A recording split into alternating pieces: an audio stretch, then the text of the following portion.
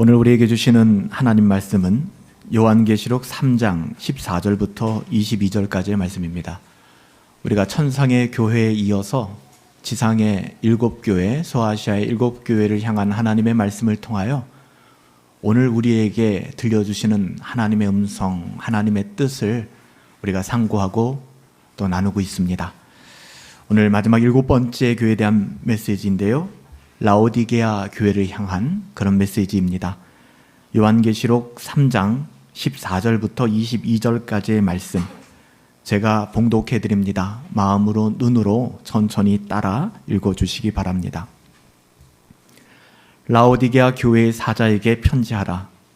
아멘이시오 충성되고 참된 증인이시오 하나님의 창조의 근본이 되신 이가 이르시되 내가 네 행위를 아노니 내가 차지도 아니하고 뜨겁지도 아니하도다.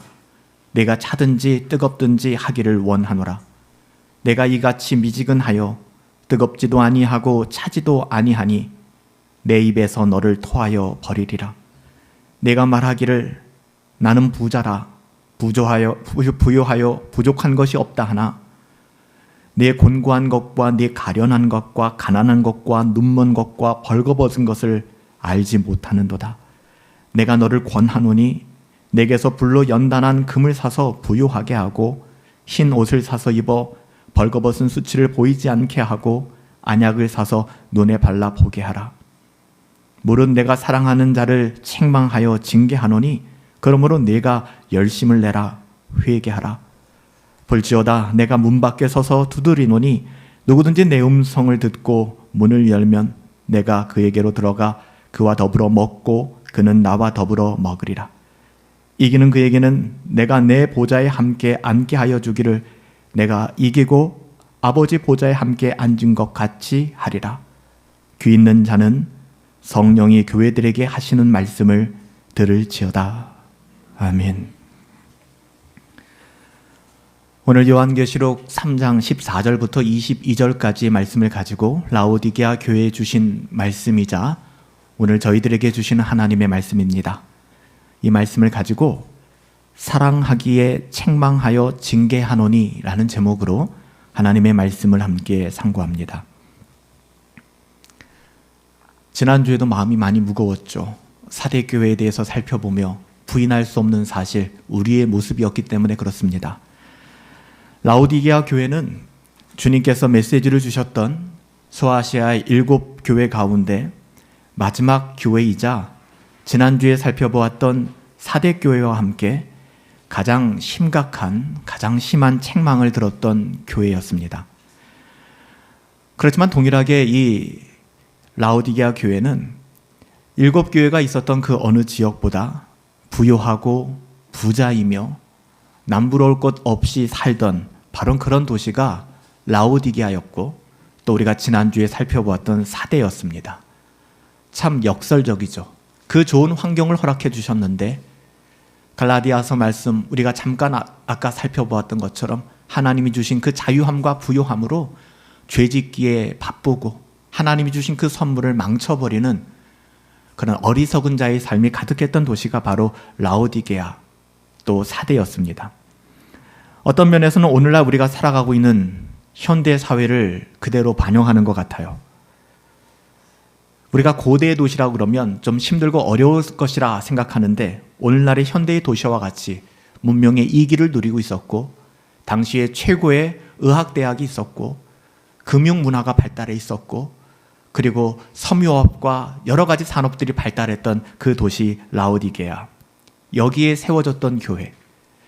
그럼에도 불구하고 이 도시가 물질 만능주의, 오늘날 우리들이 살아가는 세상 아닙니까? 아무리 부정하려고 해도 돈이 주는 그 가치와 돈을 추구하는 가치, 그 돈의 권세는 정말 대단하지 않습니까? 돈이라는 것 그 하나에 울고 웃는 것이 오늘날의 인생 아닐까라는 생각도 들어요.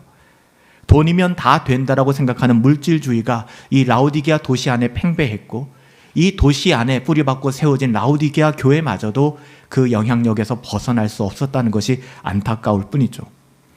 소아시아 지방의 은행의 업무가 굉장히 활발했던 지역입니다. 어떻게 보면 이 소아시아 지역에 은행 역할을 감당했던 도시가 바로 이 라오디게아 지역이었습니다. 이런 배경에서는 로마 제국의 세 개의 주요 무역로가 있는데 이 라오디게아 지역 자체가 여러분 나중에 이 지역을 방문해 보시면 알겠지만 그 지역을 연결하는 중심의 허브에 있습니다. 그렇기 때문에 금융업이 발달할 수밖에 없었죠. 또한 게다가 금까지 많이 매장되어 있었던 지역입니다. 사대 지역에서도 흘러나오는 사금으로 말미암아 도시가 부유했다고 했죠. 굉장히 많은 금을 보유하고 있었던 것이 바로 이 라오디게아 지역이었습니다. 우리가 쉽게 상상할 때 지금의 월스트리트 같은 그런 곳이 바로 이 라오디게아 지역이었습니다. 도시의 부를 떠받치고 있는 것은 하나의 산업이었는데요. 이 고대 사회였는데도 불구하고 옷감, 피혁, 특별히 보라색의 염색을 아주 탁월하게 해내는 그런 의류업의 중심 도시가 바로 이 라오디게아였습니다. 이쯤 되면 우리가 이 도시 사람들이, 이 도시에 세워졌던 사람들이 고백하는 그 고백과 주님이 하신 말씀을 이제는 좀 이해할 수 있어요. 왜요? 오늘 17절 말씀에 뭐라고 말씀합니까? 이 라오디게아 교회 사람들이 이렇게 얘기하는 거예요. 나는 부자라. 부자였어요. 나는 부자라. 내가 부유하여 부족한 것이 없노라. 얼마나 차고 넘쳤으면 사람이 좀 겸손해지지 않습니까? 웬만한 부유함과 웬만한 부를 가지고선 자랑하지 않아요.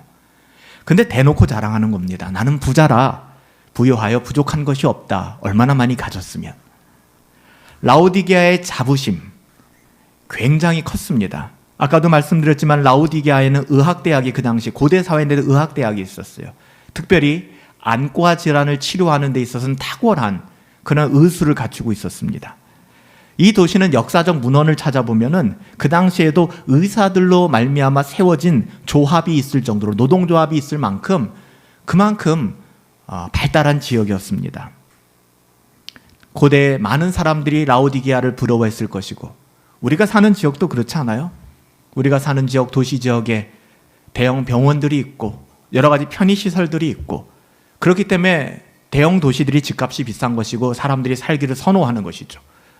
저 멀리 전원주택에서 살고 싶긴 하지만 나이가 들어서 병원도 멀고 또 힘들어서 도시를 찾아오지 않습니까?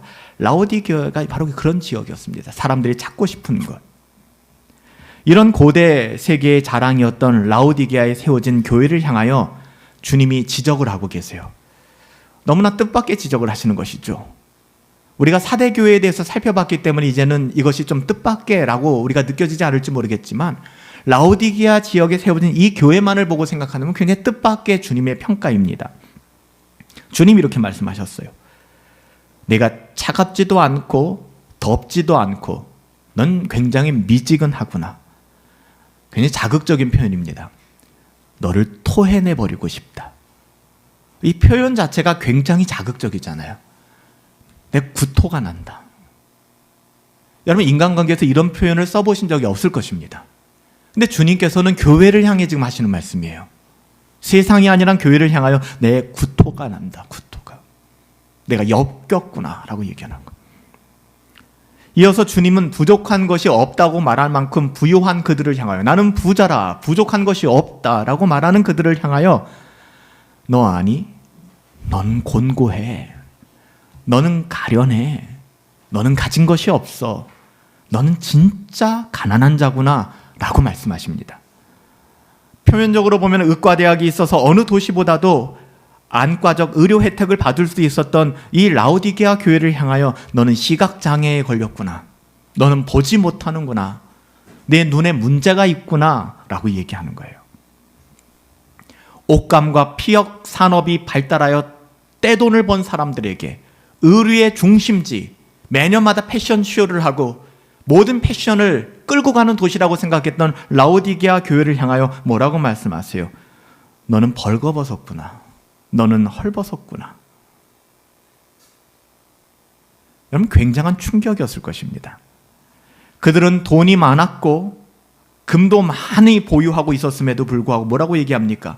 어떻게 보면 널린 것이 금인데 불로 연단하여 없어질 그 금을 사라. 너희 눈에 보이는 그런 금 말고 진짜 가치 있는 금을 사라. 그래서 너희가 진정 부요해져야 해 라고 주님 말씀하시는 거예요. 이들이 가진 금과 이들이 가진 돈, 세상에 썩어질 그 어떠함은 하나님의 심판의 불을 견디지 못할 것이기 때문에, 절대로 견디지 못할 것이기 때문에 주님 말씀하는 거예요. 그 쓰잘데기 없는 것에 너희 영혼을 팔아먹지 말고 그 가진 그 돈으로 신 옷을 사서 입어라. 그리고 벌거벗은 너희 수치를 가려라.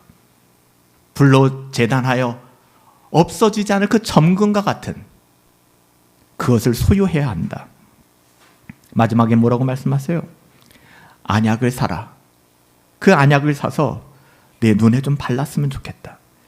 한마디로 주님은 그들 자신이 가진 모든 자만함, 교만함, 이만하면 됐어, 나는 충분해, 자기 만족, 난 지금이 제일 좋아, 자기 신뢰, 우리 주님이 비웃고 계신 거예요. 열방이 어찌하여 분노하며 세상의 헛된 것을 경영하는가? 하늘에 계신 이가 비웃으시며. 우리가 지난주에 전도서 말씀을 새벽마다 상고하면서 우리는 마치 헛똑똑이 인생을 살아가고 있고, 난 진짜 똑똑해 라고 이야기하지만, 그래서 나는 진짜 인생 잘 살아가고 있어 라고 얘기하지만, 하나님께서는 전도서 기자를 통하여, 전도자를 통하여 우리가 헛똑똑이 짓을 하고 있구나라는 것을 밝히 보여주셨어요. 우리를 하나님의 형상대로 빚어주셨는데 우리가 자기의 꾀를 부리고 자기의 어떠함으로 살려고 하나님의 형상을 망쳐버리는 어리석은 인생. 여러분, 라오디게아 교회가 딱 그랬어요. 하나님께서 비웃으시는 권력, 부, 명예를 추구하면서 살 뿐 아니라 그로 만족하며 살아가는 것처럼 비참한 건 없습니다. 여러분, 하나님이 비웃으세요. 하나님은 그거 아니라고 말씀하시는데 우리는 그것으로 만족하고 그것을 신뢰하며 살아간다 그러면, 여러분, 얼마나 이 땅에서 더 살아가실지 모르겠지만, 그래요, 이 땅에서의 삶은 잘 사셨다라고 얘기하실지 모르겠어요. 하지만 우리의 삶은 여기서 끝나는 것이 아니지 않습니까? 진짜 웃기지도 않는 그런 것들에 집착하며 살아가는 것들, 우리 주님은 지적하시며 말씀하세요. 우리가 그토록 부러워하고, 때로는 많이 부러워하잖아요. 때로는 얻고자 하는, 그것을 위하여 수고하고 땀 흘리며 살아가는 그 가치들을 우리 주님이 비웃으신다면, 그리고 그 비웃는, 주님이 인정하시지 않고 주님이 비웃는 그 가치를 위하여 우리가 모든 것을 희생하며 살아간다 그러면 이 얼마나 비참하고 가련한 인생입니까? 하나님이 택하신 하나님의 자녀들이 그런 인생을 살아간다 그러면 얼마나 참담하다 하겠습니까? 지금도 너무 많습니다. 바로 이 라오디게아 교회를 향하여 주신 주님의 말씀이 정확하게 들어맞는 삶을 살아가는 분들이 우리 주변에 얼마나 많은지요. 아니, 그런 분들에게 손가락질 하기 전에 우리 자신의 삶이 얼마나 라오디게아 교회를 닮았는지요. 여러분, 세상에 많다는 이야기가 아닙니다. 세상에는 관심 갖지 마세요. 세상은 그렇습니다. 근데 오늘 주님이 말씀하시는 것은, 오늘도 일요일을 주일이라고 고백하고 주님의 날이라고 고백하고 경건하게 주일을 성수하며 하나님께 영광을 돌려드리겠다라고 나오는, 하나님을 예배하러 나온 사람들 중에도 이런 분들이 많다는 게 문제예요. 주님은 라오디게아 도시의 주민들에게 말씀하고 있지 않아요. 라오디게아 교회에게 말씀하고 계세요. 주님은 교회를 향하여 지금 말씀하고 계세요. 이거는 진짜 피하고 싶어도 피할 수 없는 너무나도 정확한 말씀이거든요. 차지도 덥지도 않다는 주님의 지적을 한번 생각해 보세요. 여기서 덥지도 않다 이렇게 표현된 헬라어는요, 사실 이 비등점을 의미하는 말이거든요. 그렇기 때문에 이 말을 제대로 번역하려면 뜨겁지 않다로 번역하는 것이 오히려 더 맞는 것 같아요. 너희의 신앙이, 하나님을 향한 그 마음이 뜨겁지 않구나 라고 말씀하시는 것이죠.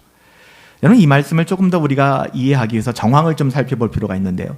라오디게아 지역의 물 사정을 조금만, 식수 사정을 조금만 살펴볼 필요가 있습니다.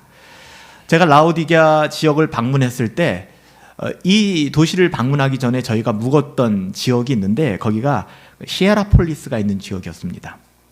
히에라폴리스는 어떻게 보면은 거대한 도시였는데, 여기는 뜨거운 온천수로 유명했어요. 지금도 그렇습니다. 튀르키예 지역을 여행하다 보면은 히에라폴리스 지역의 그 온천들을 만날 수가 있는데요.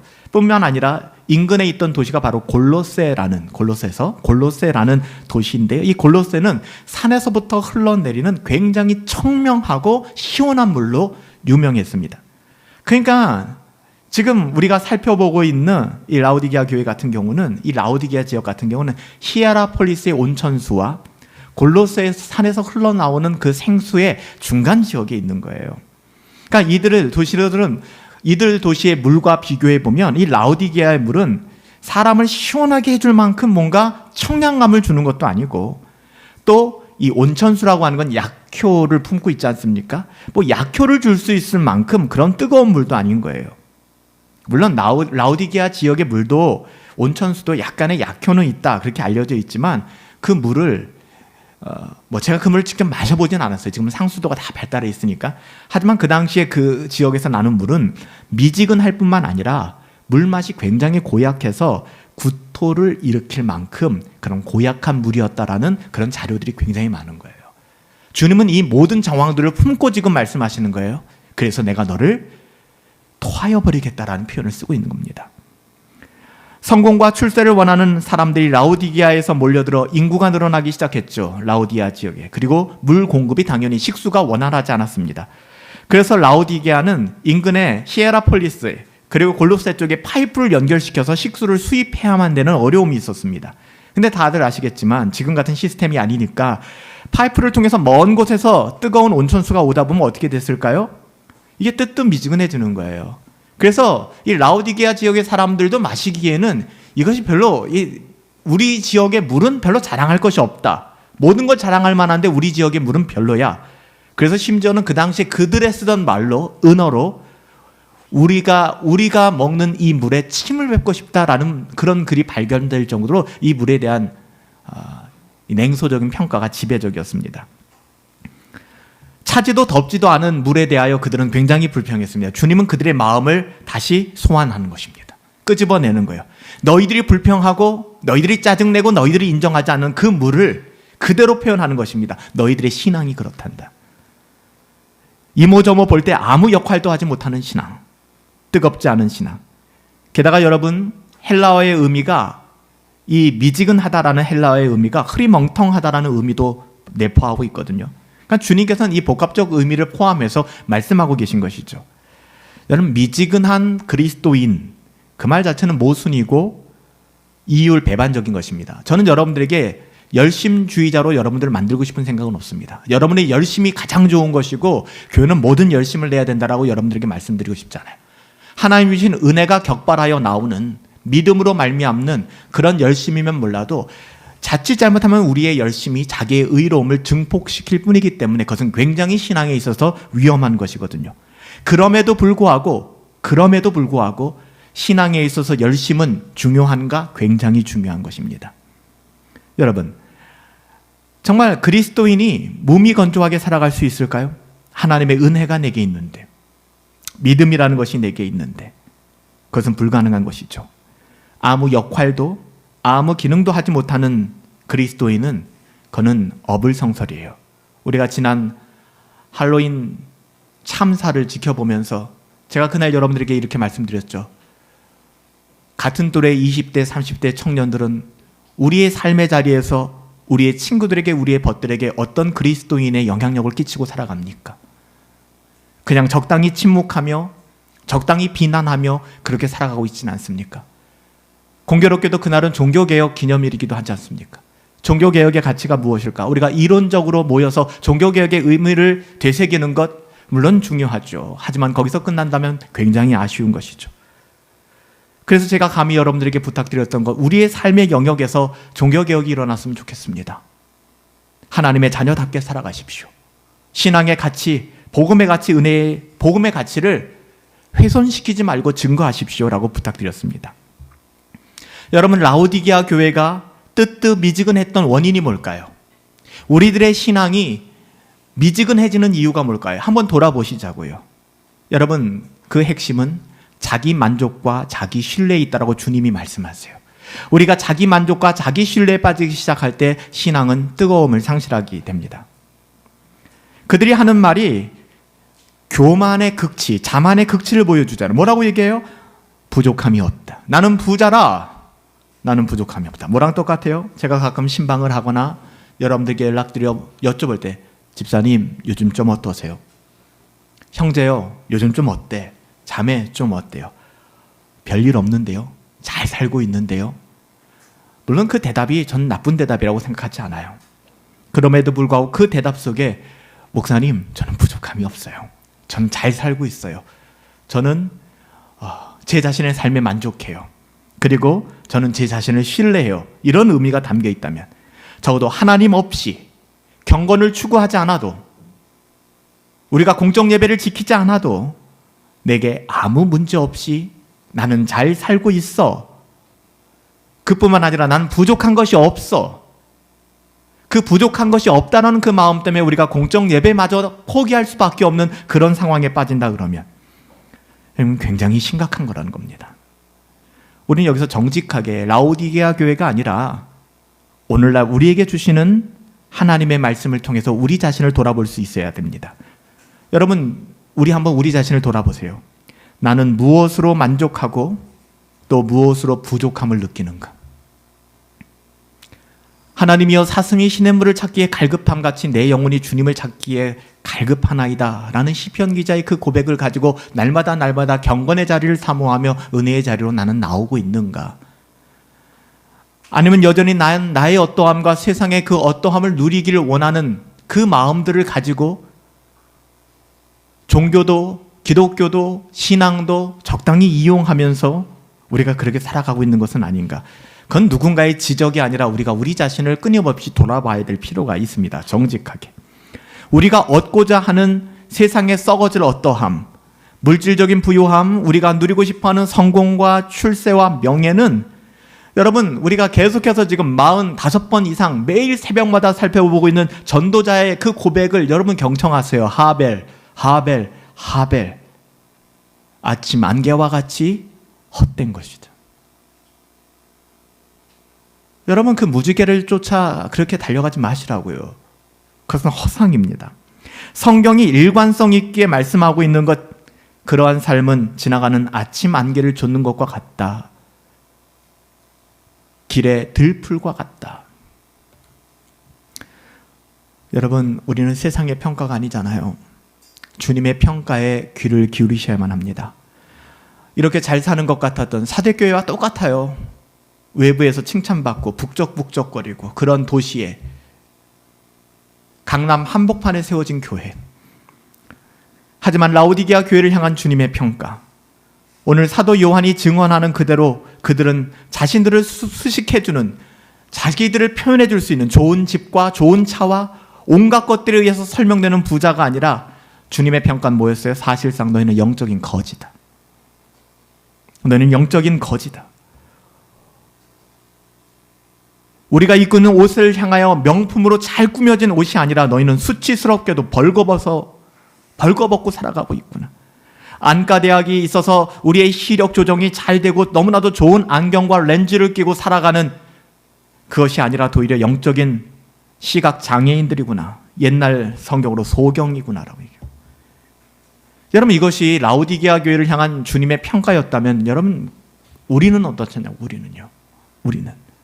우리 역시 두렵고 신중한 마음으로 이 말씀을 경청해야 하지 않을까요? 다시 한번 말씀드리거니와, 오늘 이 말씀은 라오디게아 교회에 주신 말씀에 그 방점이 찍히는 겁니다. 세상이 아니란 말이에요. 교회에. 교회라는 타이틀이 우리를 결코 안전하게 하는 것이 아니라고요. 교회는 여러분들이 교회라고 말씀드렸잖아요. 이 건물이 아니라고요. 하나프라자 5층, 이 공간이 교회가 아니란 말이에요. 이 예배당, 이게 교회가 아니에요. 여러분, 우리가 교회지 않습니까? 그 교회를 향하여 말씀하고 계신 거예요. 사랑하는 여러분, 오늘 여러분이 누리고 살아가는 모든 삶의 외적인 조건들이 여러분의 영적 실체를 정직하게 볼 수 없게 만든다면 그야말로 최고의 비극이 아닐 수 없습니다. 여러분은 여러분 자신의 영적인 가난함을 혹시 보십니까? 여러분 영혼에 가람이 있습니까? 갈급함이 있나요? 오늘 기도 인도해 주신 박소은 집사님이 기도하며 흘리는 그 눈물이 저와 여러분의 눈물 아닙니까? 날마다 게으르고 날마다 변명하고 타협하며 살아갔던 삶. 여러분, 그 우리들의 모습이잖아요. 그 영적 상태를 보실 수 있어야 해요. 이것을 보지 못하고서 어찌 그리스도께 나가실 수 있겠습니까? 어찌 그리스도를 필요로 할 수 있을까요? 불가능하죠. 보지 못하니까, 알지 못하니까 그리스도를 필요로 하지 않는 거예요. 이런 자신의 상태를 보지 못하도록 만드는 부요함이라면 그런 부요함, 그따위 부요함은 필요 없어요. 그따위 건강은 필요 없어요. 차라리 신 송명이처럼 내 몸이 뒤틀리고 내 성마비가 되더라도 나 남이 못 본 것을 보았고 나 남이 알지 못한 것을 알게 되었다. 신실하신 하나님을 고백할 수 있어야 그게 진짜 복된 삶이란 말이에요. 우리 자신을 만족하고 우리 자신을 신뢰함으로 말미암아 우리가 하나님을 찾을 수 없게 만든다면 여러분, 이것은 너무나 큰 비극입니다. 이것이 만약 우리들의 이야기라면 어떻게 해야 할까요? 우리가 과연 어떻게 해야 될까? 주님은 두 가지 명령을 하셨어요. 너무나 단순한 명령이죠. 회개하라. 열심을 내라. 열심을 내고 회개하라. 이 두 가지 명령 잘 이해하셔야 돼요. 여러분, 하나님의 자녀들 그리스도인의 삶의 출발점은 회개입니다. 우리가 단 한 번 회심의 역사를 통해서 거듭남을 확인하고 하나님의 자녀가 되었고 의롭다함을 받게 되었고 칭의를 받게 되었지만 거기서 멈추지 않는 것은 우리는 날마다 우리의 삶의 모든 영역에서 거듭나야 하고 회심에 이르러야 됩니다. 여러분이 신앙생활을 잘하다가도 늘 잘할 수는 없잖아요. 때로는 뒤로 떨어지고 미끄러질 수도 있어요. 그럼에도 불구하고 우리가 찬양했던 것처럼 하나님은 날 사랑하세요. 그러면 우리는 어떻게 다시 시작할 수 있는가 하면 회개함으로 다시 시작할 수 있는 거예요. 저는 오늘 이 예배가 여러분의 회심의 자리가 되었으면 좋겠어요. 회개라고 하는 것은, 회심이라고 하는 것은 변화의 출발점이라는 사실을 여러분 잊지 마세요. 종교개혁자 마틴 루터가 신자의 전생에는, 거듭난 신자의 전생에는 이신칭의를 외쳤고 칭의의 복음을 외쳤던 루터도 뭐라고 얘기했느냐? 신자의 전생에는 회개다. 회개라고 하는 것은 한 번 하고 끝나는 것이 아니라는 것입니다. 날마다, 순간마다 우리는 회개하고 돌아와야 되는 것이다. 우리는 날마다 우리의 삶의 모든 영역에서 회심의 은혜를 누리며 살아가야만 합니다. 이건 거듭남의 은혜, 다시 태어나는 은혜라고 말씀드릴 수 있어요. 거듭남에 대해서는 우리가 금요 예배를 통해서 누누이 강조하고 살펴보았던 것처럼 거듭남, 무슨 종교적인 어떤 현상이 아니라 거듭남은 변화입니다. 가치관의 변화예요. 내 생각의 변화를 가지고 오게 되는 거예요. 돈을 쓰는 가치관이 바뀌게 되고 시간을 쓰는 가치관이 바뀌게 되고 사람을 만나는 가치관이 바뀌게 되는 것입니다. 모든 것의 우선순위가 바뀌게 되는 거예요. 이 거듭남의 증거입니다. 주님은 이렇게 회심의 은혜를 경험한 자들에게 말씀하십니다. 열심을 내라. 가끔 우리 가운데 회심의 은혜를 경험했다고 하는데 자신의 어떠함에 매몰되어 있거나 아니면 그냥 신앙의 안정감을 누리며 종교생활만 하시는 분들을 보게 돼요. 너무 안타까워요. 주님 말씀하십니다. 회개하라. 열심을 내어라. 꼭 그 열심 같은 거 내야 됩니까? 하나님께서는 우리의 열심 따위와 상관없이 하나님의 영광을 드러내시는 분이지 않습니까? 빵점짜리 신앙이에요. 잘못된 개혁신앙에 매몰되어 가지고서 우리는 그렇게 살아갈 때가 너무 많아요. 그렇지 않아요. 그렇다고 해서 우리의 열심이 하나님의 영광을 더하게 만들거나 우리의 열심이 하나님이 할 수 없는 부분들을 만들어내는 것 아닙니다. 이 부분을 여러분 잘 이해하셔야 해요. 주님이 말씀하시잖아요. 여러분, 열심을 내라. 여기서 열심이라고 말하는 헬라어의 시제는요, 현재형의 명령 시제를 가지고 있습니다. 이 무슨 말이냐? 이거는 한 번 단회적 사건이 아니라 전생에 걸쳐서 계속해서 끊임없이 열심을 내라는 거예요. 멈추지 말아라. 일신 우일실, 오늘보다 내일이, 어제보다 오늘이 나은 신앙생활을 향하여 살아가야 한다. 이것이 성화, 거룩을 지향하는 신자의 삶이에요. 라오디게아 교회는 이런 것이 1도 없었어요. 이만한 돈이면, 이만한 재정이면 나는 할 것도 많고, 그렇잖아요. 여러분, 돈 많고 건강하면 주일 성수하기 힘들어요. 돈 많고 건강하고 게다가 내가 하고 싶은 일까지 많으면은요, 여러분 어때요? 전 이번 공동의회를 준비하면서 11월 마지막 주간에 여러분들과 다시 한번 우리 교단의 헌법에 나와 있는 예배 모범을 좀 살펴보려고요. 예배 모범. 신자가 주일을 어떻게 대해야 되는가? 주일 성수의 의미란 과연 뭘까? 우리는 어떻게 살아가야 되지? 가장 기본적인 신앙의 모습조차도 없으면서 하나님이 날 사랑하셔라고 얘기하는 것은 너무 무책임하고 때로는 너무 악한 마음 아닐까 싶어요. 우리의 삶에는 계속해서 주님께 돌아가고자 하는 회개가 있어야 합니다. 열심을 내라고 할 때 주님이 말씀하시는 것은 한마디로 이것이 유치해도 상관없어요. 주님이 이렇게 말씀하시나 뜨겁게 신앙생활해라. 꼭 뜨거워야 돼요? 네, 뜨거우셔야 합니다. 그래서 여러분 로이드 존스도 복음에 대해서 뭐라고 얘기합니까? 복음은 로직, 논리다. 근데 로직 on fire, 불 붙는 논리다라고 얘기했죠. 불이 붙는 거예요, 신앙이라고 하는 것은. 어저께 오랜만에 거의 3년 만에 예배당 대청소도 하고 이리저리 꾸미는 걸 봤는데 오신 분들이 아침부터 웃고 떠들고 그래서 형제들 막 이렇게 움직이는 모습들을 보면서 참 감사하고 좋더라고요. 그런 모습이거든요. 교회를 섬기는 모습이. 누가 해라 그래서가 아니라 뜨거운 섬김. 뭐 여기서 끝나는 것이 아니죠. 우리의 삶의 모든 부분에 있어서도 하는 둥 마는 둥 누가 시켜야 이런 건 신앙생활이 아니에요. 여러분 그건 불신앙입니다. 여러분 열심이라고 하는 것을 광신이다라고 연결시키지 마세요. 여러분 신앙에 열심이 있어야 합니다. 신앙의 열심은 사려 깊은 전적인 헌신이에요. 제가 말하는 그 열심은 사려 깊은 전적인 헌신. 교회를 사랑하는 마음, 교회를 생각하는 마음, 하나님의 나라를 사려 깊게 진지하게 바라보는 마음. 여긴 부분적인 헌신, 입맛대로 하는 헌신은 오히려 나중에 공동체를 힘들게 만들고 교회를 무너뜨릴 수 있어요. 여러분 어떠세요? 미온적인 태도를 가지고 신앙생활을 하고 있지는 않나요? 관망하면서 여러분 그렇게 신앙생활을 하고 있지는 않나요? 교회가 어떻게 돌아가나 그냥 구경꾼으로 머물고 있지 않습니까? 여러분 전 그렇게 생각해요. 어떤 목사님 설교하시면서 그런 말씀하시더라고요. 하나님 나라에 없는 게 뭔지 아세요? 라고 말씀하시는데 구경꾼이 없다는 거예요. 저는 그 말이 되게 유치하지만 와닿았어요. 하나님 나라에는 구경꾼이란 없겠구나. 계시록에 나오는 구원하심이 하나님 나라의 그 수많은 신옷 입은 하나님의 자녀들 중에 구경꾼이 누가 있겠어요? 여러분 그리스도인은 결코 구경꾼이 있을 수가 없어요. 구경꾼이 되는 것은 어쩌면 내가 그리스도인이 아니구나. 여러분 열심을 내세요. 열심히 회복하세요. 열심히 회복하기 위해서 회개하세요. 그리고 일평생 열심히 주님을 섬기시기 바랍니다.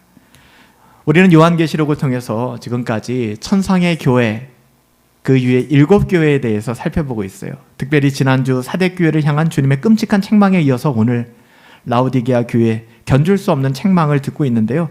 우리는 이 책망을 어떻게 이해하고 대면해야 되는지 우리 바르게 배워야 되거든요. 여러분 주님의 말씀을 들을 때 주님의 마음을 아셔야만 됩니다. 19절 말씀이에요. 여러분 뭐라고 말씀합니까? 물은 내가 사랑하는 자를 책망하여 징계하노니. 다시 한번요. 이게 그냥 제 음성으로 들리지 않길 바라요. 물은 내가 사랑하는 자를 책망하여 징계하노니. 여러분 이토록 심한 책망을 하신 주님의 마음이 이겁니다. 내가 너를 사랑하기 때문에 이렇게 책망하고 징계한다라는 거예요. 기분 나빠하지 마세요. 정죄감에 빠지지 마세요. 그리스도 예수 안에 계신다면 여러분들에겐 결코 정죄함이 없다고요. 머물러 계지 마세요. 다른 누구와 비교하지도 마세요. 그냥 주님 바라보세요. 내가 너를 사랑해. 그래서 책망한단다. 때로는 그 책망에도 네가 눈 하나 깜짝하지 않으니까 내가 너를 징계한다. 그 어느 교회를 향하여도 이런 표현 쓰시지 않았잖아요. 마지막 7번째 교회 라오디게아 교회 이렇게 말씀하고 계세요. 여러분 오해해서는 안 돼요. 절대 오해하지 마세요. 하나님의 말씀 보다 보면 때로는 감당할 수 없는 말씀이 정말 적지 않아요. 기분 좋을 때, 여러분들에게 적용되지 않을 때 들으니까 아멘 하고 넘어가는 것이죠. 그 말씀이 여러분의 인생에 적용되면 미칠 것 같고 헤어나기 어려운 두려움 속에 빠진다고요. 그러니까 쉽게 여러분 누군가에 대해서 판단하거나 평가하지 마세요. 왠지 아세요? 우리가 그 위치가 되지 않았기 때문에 그런 말을 하는 겁니다. 나중에 그 위치에 대보면은요, 우리도 똑같이 그렇게 실수할 때 있어요. 넘어질 때 있어요. 주님 말씀하세요. 내가 너를 사랑하기 때문에 책망한다, 징계한다. 우리는 이 말씀을 통해 주시는 하나님의 말씀의 의도가 무엇인지를 알아야 됩니다. 왜 토해내겠다고 말씀하실까요? 자극적으로. 사랑하기 때문에. 형, 이게 와 닿으세요? 정말로요. 오해하지 마세요. 우리를 토해버리고 싶어서, 진짜 역겹고 미칠 것 같아서 속이 메시꺼워서가 아니라 우리 안에 들어와 우리와 더불어 함께 먹고 마시며 볼지어다 내가 문 밖에 서서 두드르노니 내가 열어 나를 영접하면 우리가 함께 먹고 마시고 그리스도 안에, 내가 그리스도 안에 그 아름다운 영적인 코이노니아를 누리시기 위하여 주님의 책망과 징계의 유일한 동기는 여기에 있는 것입니다. 이렇게 말씀하시는 주님, 우리가 처음 말씀 살펴봤던 것처럼 아멘이시고 충성되고 참된 증인이 우리 주님이세요. 주님은, 주님의 인격은 아멘과 같이 진실하시고 변함이 없으시다는 것 또한 보여주는 것이죠.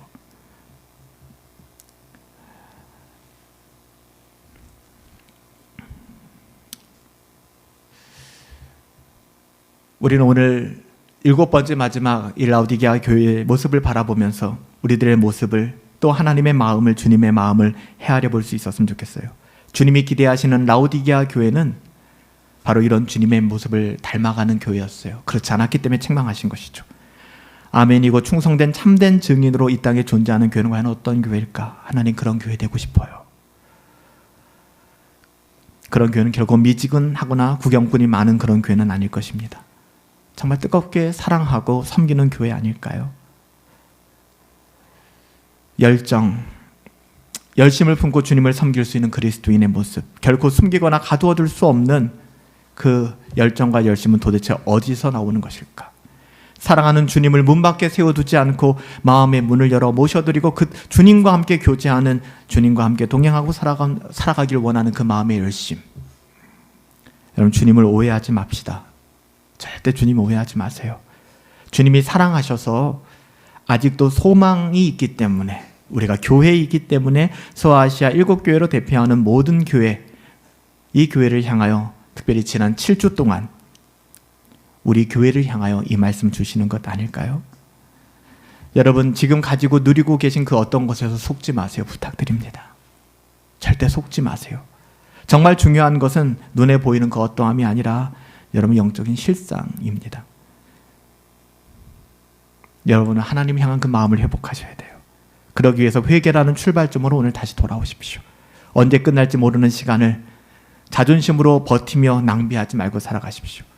그리스도께서 여러분의 마음 중심에 오셔서 여러분을 다스려 주시고 임재하시도록 여러분의 마음을 끊임없이 개방하세요. 열어두십시오. 열심을 회복하는 자, 회개하는 자, 뜨겁게 섬기는 자리로 돌아와 주님 앞에 선 그들에게 주님 말씀하시고 약속하셨어요. 주님이 싸움을 이기시고 하나님 아버지 보좌에 앉으신 것처럼 바로 그 사람을, 아무나가 아니라 바로 그 사람을 내가 그 자리에 앉힐 것이고 영원토록 우리와 함께 더불어 먹고 마시며 내가 교제하겠다. 여러분, 그 소망 가지고 우리가 살아가는 것 아니겠습니까? 오늘날 우리의 어떠함과 우리가 살아가는 이 도시의 가치에 매몰되어 살아가는 것이 아니라 하나님의 말씀에 귀를 기울이십시다. 하나님의 말씀에 경청하시고 그 말씀에 순종할 수 있는 저와 여러분들 되시길 예수님의 이름으로 축복합니다. 살아계신 아버지 하나님, 요한계시록의 7교회의 모습을 바라보며 우리가 첫 주에 살펴보았던 천상의 교회와는 너무나도 다른, 그런데 그 천상의 교회와는 다른 그 교회가 우리와 얼마나 많이 닮았는지 모르겠습니다. 하나님, 때로는 목회자를 통하여, 설교자를 통하여 대언하시는 하나님의 이 말씀이 부담스러울 수 있고 듣기 싫을 수도 있고 때로는 나의 자존감을 낮출 수도 있고 내 마음속에 한없는 두려움을 줄 수도 있을 것이라 생각됩니다. 하나님, 이 말씀을 그리받지 않게 하여 주시옵시고 하나님께서 우리에게 주신 그 말씀처럼 사랑하기에 책망하여 징계하신다는 그 뜻을 깊이 헤아리고 이해할 수 있도록 우리에게 은혜를 더하여 주시옵소서. 우리의 삶의 모든 자리에서 교회가 교회되고 예배가 예배되어지는 참된 신앙의 삶, 경건의 삶 살아갈 수 있게 되기를 간절히 소원하옵고 존귀하신 예수님의 이름으로 기도하옵나이다. 아멘. 우리 하나님 앞에 준비하신 연보 헌상하여 올려드립니다. 화려하지 않지만 정결하게 살아가는 삶, 가진 것 그리 많지 않지만 감사하며 나눠주는 삶, 이것이 행복한 삶입니다.